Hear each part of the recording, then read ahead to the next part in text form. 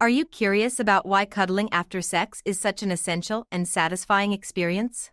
Have you ever wondered why some people feel repulsed by their partner after intimacy, while others crave physical affection? In this video, we'll explore the science behind post-sex cuddling, including the role of the attachment hormone oxytocin and how it affects our behavior and emotions.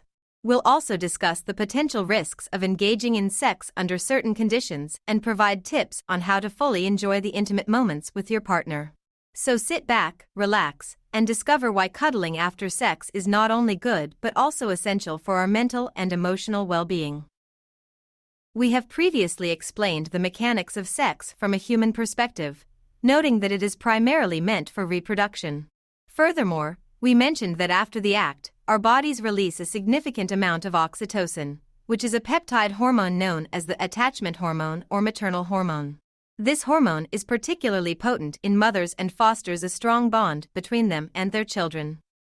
The greater the level of psychological and physiological satisfaction during sex, the higher the amount of oxytocin that is released into our bodies.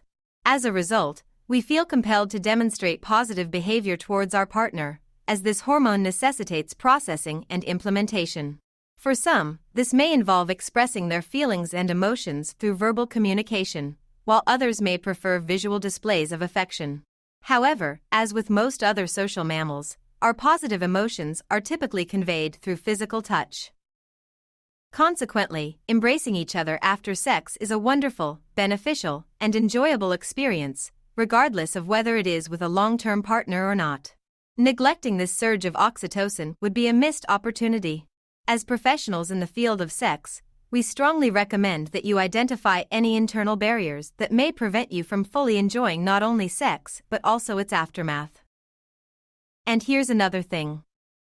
Many individuals, primarily men, are familiar with situations where, after sex, they not only lack the desire to embrace their partner but may even feel repulsed by their presence, with the brain urging them to remove their partner from sight as soon as possible. This typically occurs when our physiological needs overpower our consciousness, leading us to choose someone who is clearly unsuitable for us. Although we may have all experienced similar circumstances, it is crucial to recognize that engaging in frequent sex under such conditions can have a detrimental effect on our mental well-being over time. Consequently, I strongly advise against overindulging in such behavior. It is worth noting that post-traumatic stress disorder, PTSD, is more prevalent among sex workers than among war veterans, highlighting the psychological consequences of such experiences. While we may believe that we have complete control over our emotions, very few individuals can engage in truly emotionless sex by separating the physiological component from the psychological one. Such individuals are not typically regarded as completely mentally healthy. If you find yourself feeling disgusted with your partner after sex, it is highly unlikely that you fall into this category.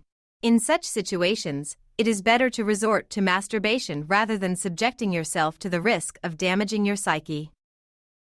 I extend my warmest wishes to those fortunate enough to have suitable partners, hoping that they receive an abundance of affectionate words and heartfelt embraces.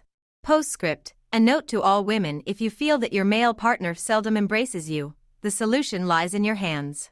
We have already provided a hint as to where oxytocin comes from.